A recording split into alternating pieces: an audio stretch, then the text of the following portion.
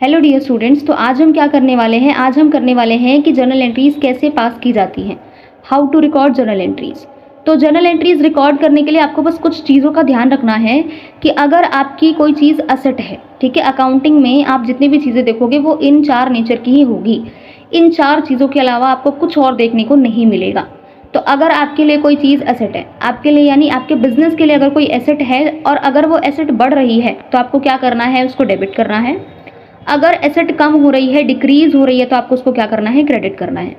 कोई लाइबिलिटी है, अगर वो लाइबिलिटी बढ़ रही है तो क्रेडिट करेंगे, अगर वो लाइबिलिटी कम हो रही है तो उसको क्या करेंगे, हम डेबिट करेंगे। एक्सपेंस है, खर्चा बढ़ता है तो उसको क्या करेंगे, डेबिट करेंगे। खर्चा कम होता है तो क्या करेंगे, उसको हम क्रेडिट करेंगे।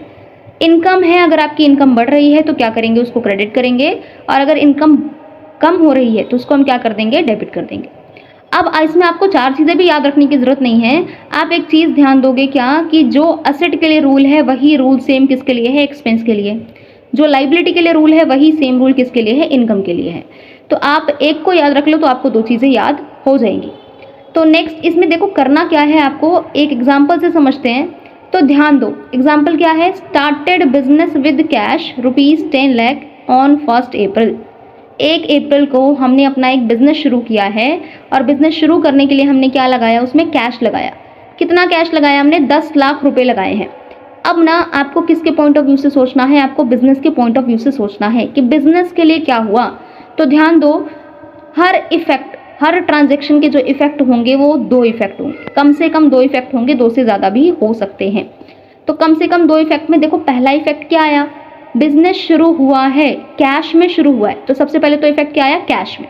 बिजनेस के पॉइंट ऑफ व्यू से सोचो, कैश क्या होती है, कैश होती है एसेट। एसेट बढ़ रही है या कम हो रही है, बिजनेस के पास कैश आ रहा है यानी एसेट क्या हो रही है, बढ़ रही है। एसेट बढ़ती है तो उसको हम क्या करते हैं, उसको हम करते हैं डेबिट। दूसरा क्या है, बिजनेस शुरू किया तो किसी ना किसी ने तो पैसे दिए होंगे ना, जो पैसे देता है उसको हम क्या कहते हैं, ओनर होगा वो। अब ओनर कुछ लगा रहा है, ओनर कुछ लगाता है तो उसको क्या कहते हैं, हम कैपिटल कहते हैं। ओनर ने कैश लगाया, कैपिटल का नेचर क्या होता है जी, लाइबिलिटी होती है। अब ओनर को देने पड़ेंगे पैसे, लाइबिलिटी हमारी बढ़ रही है, बिजनेस की लाइबिलिटी बढ़ रही है, तो इसको हम क्या करेंगे, क्रेडिट करेंगे।